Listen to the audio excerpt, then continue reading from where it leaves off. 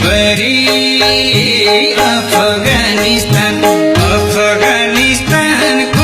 घटनाले मनै छोएको छ। नेताहरू मुखदासी बनेर मृतकका परिवारसँग नेपाल गएको छ। भरै संसार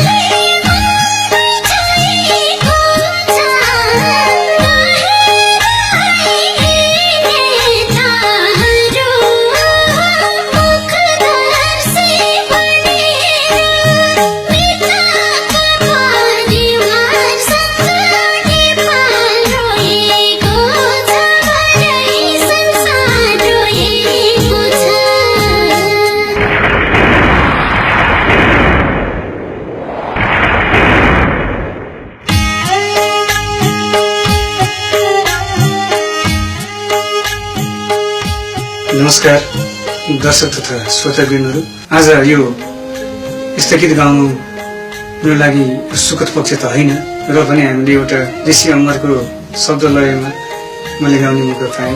सबभन्दा पहिला जुन 12 जना नेपालीहरूको चाहिँ अभ्यन्तरमा चाहिँ निर्दोष नेपालीमाथि आक्रमण भयो, चिर शान्तिको कामना गर्न चाहन्छु, उहाँहरूप्रति हार्दिक श्रद्धाञ्जली भन्न चाहन्छु। र आगामी दिनमा नेपाली युवा युवतीहरू सकेभर तपाईहरुले बाँझो खेतले पनि सरापेको हुन सक्छ, त्यो बाँझो खेतलाई सिंचित गरेर चाहिँ नेपालमै बस्दिनु होला, विदेश नजानुहोस्, विदेशी पीडा यस्तै हो। तर अब मैले आगामी दिनमा यस्ता घटनाको कथाहरू चाहिँ र पीडाहरू चाहिँ गाउन नपरोस्, यी म भन्छ कामना गर्छु। नमस्कार दर्शक महानुभावहरू, भर्खरै अफगानिस्तानमा घटेको दुखद घटनाको सम्बन्धमा कुशल लय तथा शब्द सर्जक जीसी अमरले सृजना गर्नुभएको यो घटना सम्बन्धी गीतमा नेपालका असाध्यै ख्याति प्राप्त गायक जो राजु परियारले स्वर दिनुभएको छ र यो गीतमा मैले पनि म्युजिक एरेन्ज गर्ने मौका पाएको छु। यो गीतले नेपालका पीडित परिवारहरूप्रति मलाई लाग्छ अवश्य पनि सान्त्वना प्रदान गर्नेछ र नेपालको वास्तविक कथा व्यथालाई यो गीतबाट उजागर गर्ने प्रयास गरिएको छ, जसलाई राजु परियारले असाध्यै मिठो स्वरले सजाउनु भएको छ भने टीका पुनले पनि यसमा स्वरमा स्वर मिलाउनु भएको छ र मलाई लाग्छ यो गीतले नेपाली दर्शक श्रोताहरूको पक्कै पनि मनमुटु छुनेछ, दुःखमा दुःख मिसाउनेछ, दुःखमा दुःख बाँड्नेछ भन्ने हामीले आशा लिएका छौं।